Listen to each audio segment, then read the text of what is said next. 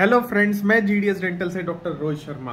और आज की इस वीडियो के अंदर मैं लेके आया हूँ बहुत ही कॉमन टॉपिक, बहुत ही ज़्यादातर दिमाग में आने वाला एक क्वेश्चन कि आखिरकार हमें कब तक हमें अपनी फाइल को यूज़ करना है, कितनी कैनाल को इनलार्ज करना है, हमारी लास्ट फाइल कौन सी होनी चाहिए। और यही टॉपिक को आज हम डिस्कस करेंगे और टॉपिक का नाम है हमारा वर्किंग विड्थ।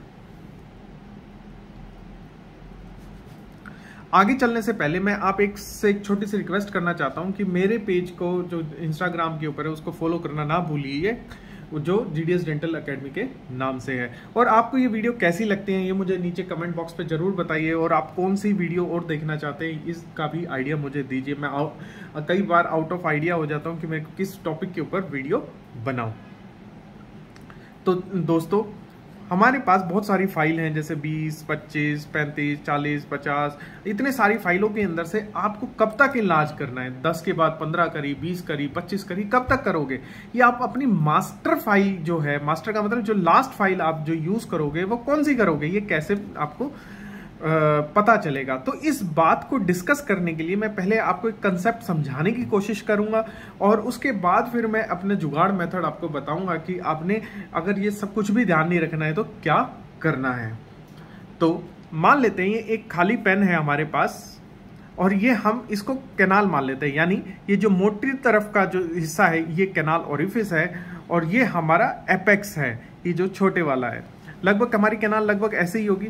हमें सिर्फ ये हमारा ओरिफिस दिखेगा कैविटी के अंदर, एक्चुअली में तो ये भी नहीं दिखता है, कुछ नहीं दिखता है। ये प्रैक्टिस के साथ ही आपको ये दिखने चालू होंगे।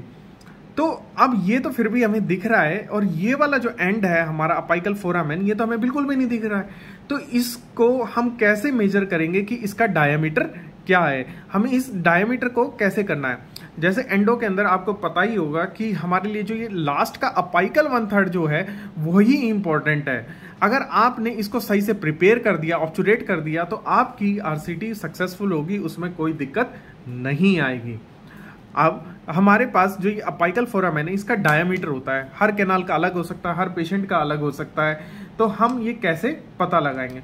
अगर मान लेते हैं कि हमने एक है ना पतला जीपी या पतला फाइल से प्रिपेयर करा और कैनाल का ओरिफिस मोटा है, तो ये ऐसे जीपी हमारा बाहर निकल जाएगा। और अगर मान लेते कि आपने पतली है कैनाल और उसके अंदर मोटी फाइल डाल दी, तो ये अंडर ऑब्चुरेटेड रह जाएगा। ये आपको कैनाल ना ही अच्छे से क्लीन होगी और ना ही अच्छे से ऑब्चुरेट होगी, आपका जीपी आधा अधूरा तक पहुंचेगा। तो इसी बात को हम डिस्कस करेंगे कि आखिरकार इस डायमीटर को हम कैसे मेजर करें, और ये डायमीटर कितना है। और फिर इसी बात के ऊपर हमारा ये क्वेश्चन का आंसर डिपेंड करता है कि हमने कितना फाइल तक इनलार्ज करना है। एक्चुअली में हम क्या चाहते हैं कि हम इसको अच्छे से क्लीन करें और अच्छे से ऑब्चुरेट करें, ताकि जो हमारा जो फोरामेन है वो अच्छे से बिल्कुल 0.5 mm शॉर्ट अपाइकल फोरामेन से ऑब्चुरेट हो सके, और इसके जो चारों तरफ है, कैनाल के चारों तरफ कोई भी डिस्टेंस ना रहे। अगर थोड़ा बहुत रहता भी है तो वो सीलर ले लें। तो इसी बात को हम कैसे डिसाइड करेंगे दोस्तों? ये सिर्फ अंदाजा ही हो सकता है कि वो डायमीटर कितना है अपाइकल, इसका बिल्कुल जो सटीक बताना नामुमकिन है। वो हो सकता है कि सीबीसीटी से आप थोड़ा बहुत अंदाजा लगा सको, लेकिन हर पेशेंट में सीबीसीटी कराना भी पैसे लगते हैं, पेशेंट कोई भी नहीं कराएगा और ज़रूरत भी नहीं है। तो इसके लिए ये अपाइकल फोरामेन कितना होता है, दो कंसेप्ट हैं हमारे पास। पहला जो है कि वो हमें पता लगाना होता है फर्स्ट फाइल इंगेज, यानी इसके लिए कि आपकी जो पहली फाइल अपाइकली कौन सी इंगेज हुई है ये आपको पता लगाना है। और इसके लिए आपके पास है ना अप्रॉक्स वर्किंग लेंथ होनी चाहिए, अप्रॉक्स वर्किंग लेंथ होनी चाहिए। अब अप्रॉक्स वर्किंग लेंथ आपको कैसे पता लग सकती है?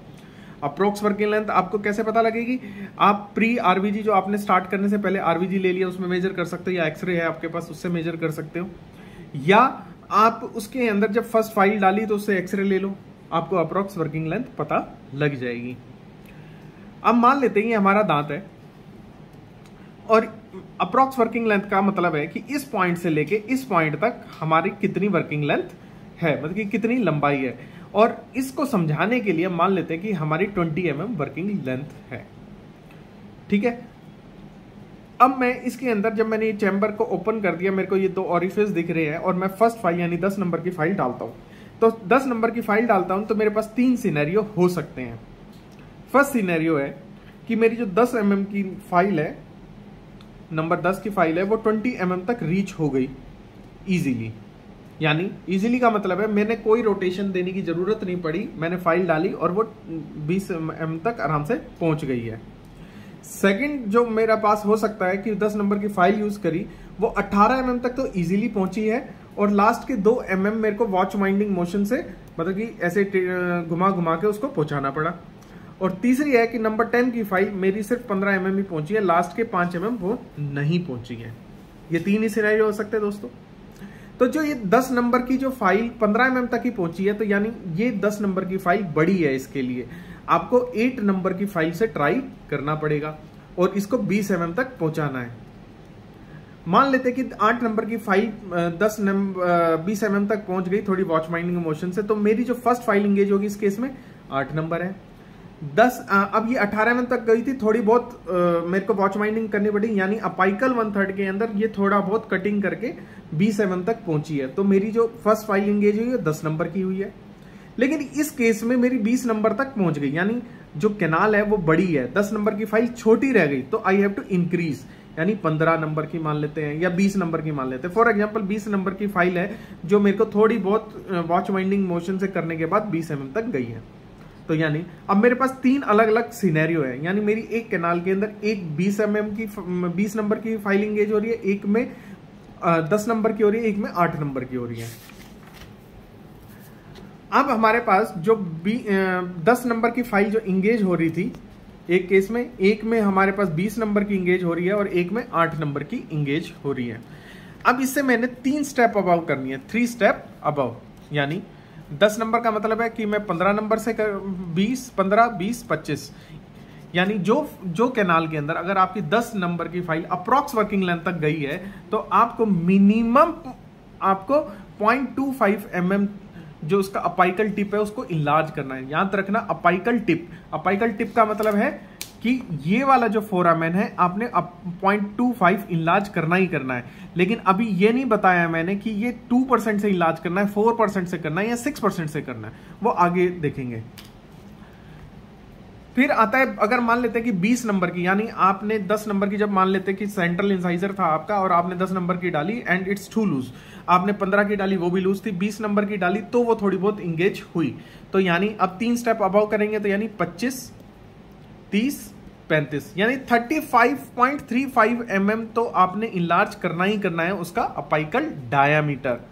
एंड 8 है तो 10, 15, 20, यानी आपने यहाँ पे 0.25 mm 0.20 mm इनलार्ज करना ही करना है।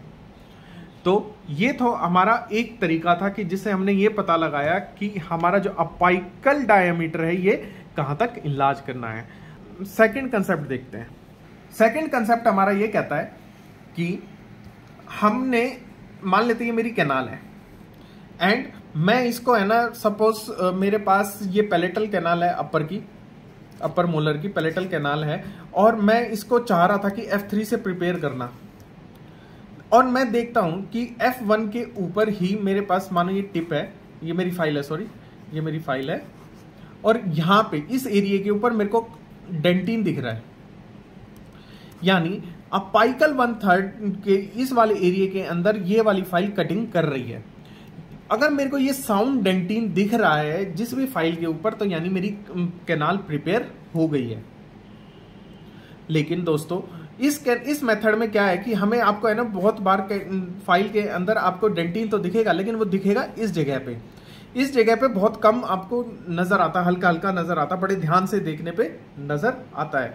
अगर आप इस मेथड को फॉलो कर रहे हो तो इसका मतलब यह है कि आपने तब तक इलाज करना है जब तक आप अपाइकल एंड फाइल के ऊपर साउंड डेंटिन नहीं देखने लग जाते, और अगर वो जल्दी मिल गया तो जल्दी काम फिनिश हो गया, और अगर वो देर में मिल रहा है तो आपको देर तक करना है।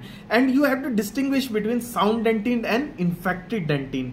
अगर आपके पास डेब्रिस निकल रहा है लेकिन वो इन्फेक्टेड है तो यानी आपको अभी इनलार्ज करना है, लेकिन अगर आपको साउंड डेंटिन यानी व्हाइट डेंटिन दिख रहा है, बार बार दिख रहा है, तो यानी आपकी इनलार्जमेंट खत्म हो गई है, आप उसको ऑब्चुरेट कर सकते हो। अब ये तो थे कंसेप्ट की बातें। अब आप क्या आपको ये ध्यान में आपको जरूर रखना है अगर आप अच्छी एंडो करना चाहते हो तो। अब बात करते हैं जुगाड़ की कि आपको एक्चुअल में करना ही क्या है। सपोज हम किसी भी टूथ को तीन तरह की कैनाल्स में डिवाइड कर लेते हैं, यानी स्मॉल, मीडियम, लार्ज। स्मॉल का मतलब है कि आपकी कैनाल पतली है, मीडियम थोड़ी मोटी है, और लार्ज का मतलब है काफी मोटी है। स्मॉल का मतलब क्या हुआ कि आपकी जो 10 नंबर की फाइल है वो अपाइकल एंड के ऊपर इंगेज होगी। मीडियम का मतलब है आपका 15 नंबर की फाइल आपकी अपाइकल एंड पे इंगेज होगी, और 20 का मतलब, लार्ज का मतलब 20 या उससे अबव की फाइल आपकी इंगेज होगी। अब आप इंगेज करके देखना चाहते हो नहीं देखना चाहते हो वो अब आपकी इच्छा है। स्मॉल किस किस केस के अंदर आपको मिल सकती है, जैसे मोलर्स की मीजियोबक्कल डिस्टोबक्कल कैनाल हो गई। प्रीमोलर्स के अंदर वो प्रीमोलर जिनके अंदर 2 कैनाल है, जैसे बक्कल होगी, पैलेटल होगी अपर में, या लोअर इंसाइजर्स के अंदर यानी एक रूट के अंदर 2 कैनाल है तो भी आपको वो पतली पतली ही मिलेंगी। तो वो उसके अंदर हो सकती है लोअर इंसाइजर की डबल कैनाल हो सकती है। मीडियम किस तरीके की बातों में, जैसे लेटरल में मिलेगी, अपर लेटरल में, या आपको लोअर कैनाइन में मिल सकती है, एट्रीटेड या किसी बूढ़े ओल्ड पेशेंट में मिल सकती है।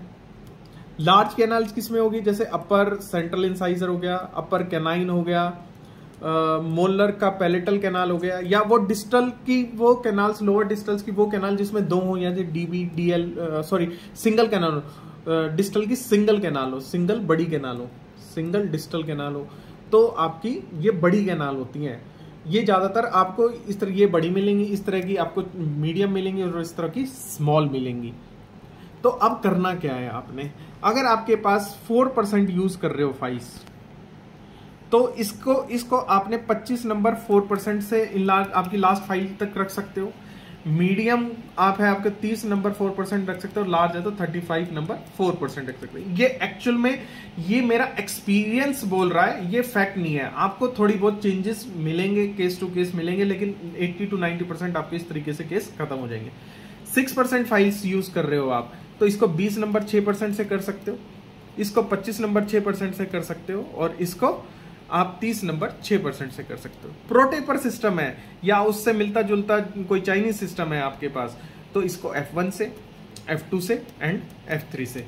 तो दोस्तों ये आप इस तरीके से आपने इलाज मिनिमम करना ही करना है अगर आप कोई भी कैनाल कर रहे हो तो।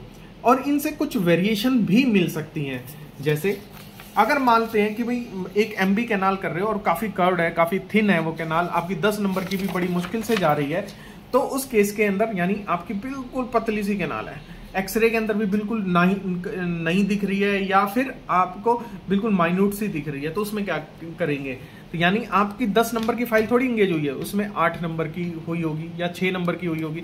तो इनमें जब इतनी पतली कैनाल है तो इनको एक्स्ट्रा लार्ज करने की क्या जरूरत है, तो इसमें आप 20 नंबर 4% से भी ऑब्चुरेट कर सकते हो, कुछ नहीं बिगड़ेगा।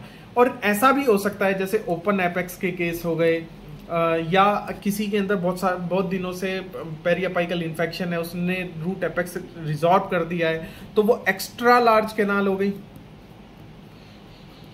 तो ऐसी कैनाल्स को कैसे कर सकते हैं, तो आपको और अपग्रेड करना पड़ेगा। तो यानी आप उसको अंदर 45 नंबर के 4% से प्रिपेयर कर सकते हो, या F4 F5 को यूज कर सकते हो, या आप 40 नंबर के 6% से यूज कर सकते हो। इस तरीके से आप इलाज कर सकते हो। और अगर इनसे भी बात नहीं बन रही, ओपन एपेक्स है, तो आपको फिर 2% की फाइल्स पे आना पड़ेगा। आपको हो सकता है कि 70 नंबर या 80 नंबर की फाइल से आपको यूज करना पड़े, स्टेप बैक टेक्निक करनी पड़े। तो फ्रेंड्स, मैं आशा करता हूं कि ये आपको जो चीजें हैं ये इस तरीके से आप डिस्टिंग्विश करें कि भी स्मॉल है, मीडियम है, लार्ज है, या बहुत कम वेरिएशन मिलेंगी कुछ इस तरीके की। ये सारी वेरिएशन जो है ये मिला के भी 5% नहीं होती होंगी। ज्यादातर जो आपको 3 ही तरीके की कैनाल मिलेंगे, स्मॉल, मीडियम, लार्ज, और वो उस तरीके से आप कर सकते हो। तो अब जीपी कौन सा यूज करना है? जीपी क्या कौन सा यूज करना है। अगर मान लेते हैं आपने 25 नंबर 4% का यूज की फाइल यूज करी है, तो इसका कॉरेस्पॉन्डिंग जीपी यानी 25 नंबर का 4% जीपी आता होगा। 25 नंबर 4% यानी जो रेड कलर का जो 4% का जीपी है वो यूज करना है। 30 नंबर का 6% यूज करी है तो आपने 30 नंबर का 6% वाला जीपी यूज करना है। तो लाइफ सिंपल है, अगर आपको ये पता हो कि आपने फाइल कौन सी इनलार्ज करनी है, आपने मास्टर फाइल कौन सी रखनी है। और एक दिक्कत और होती है, आपने 25 नंबर की 4% की फाइल जब आप यूज करोगे तो मान लेते हैं कि आपने कैनाल के अंदर उसको 20 रोटेशन टू 50 रोटेशंस दे दी, लेकिन उसके बाद भी आपकी कैनाल सफिशिएंटली शेप नहीं हुई है, तो आपका जीपी 25 नंबर का 4% नहीं जाएगा। तो उसका आसान सा तरीका क्या है कि आपने फाइल लेनी है और उसको डाल के देखना है कि क्या वो वर्किंग लेंथ तक जा रही है या नहीं जा रही। आपको रोटेशन देनी पड़ रही है तो इसका मतलब आपका जीपी नहीं जाएगा। अगर ये कैनाल है और इसके अंदर आप फाइल डाल रहे हो तो जो ये स्टेनलेस स्टील फाइल है ये तो डेंटिन को एक्सपेंड कर देगी, जबरदस्ती घुस जाएगी, लेकिन हमारा जीपी सॉफ्ट है, वो नहीं जाएगा एंड तक। तो आपने ये ध्यान रखना है कि जो आपकी मास्टर अपाइकल फाइल है वो सफिशिएंटली लूज हो कैनाल के अंदर, ताकि जो आपका जीपी है वो एंड तक पहुंच सके। फ्रेंड्स, इस वीडियो के अंदर बस इतना ही। आशा करता हूं कि मैं कुछ कंसेप्ट आपको क्लियर या आसान कर पाया हूँगा और आपकी लाइफ थोड़ी आसान होगी। तो अगर आपको अच्छा लगा तो जरूर इस वीडियो को लाइक और सब्सक्राइब करें, अपने दोस्तों के साथ शेयर करें, मुझे काफ़ी अच्छा लगेगा। और अगर आप ये सब चीज़ें प्रैक्टिकली सीखना चाहते हैं, आप ये चाहते हैं कि आपके फर्स्ट केस के अंदर मैं आपको ये सारी चीज़ गाइड करूँ, तो आप GDS डेंटल अकेडमी को ज्वाइन कर सकते हैं।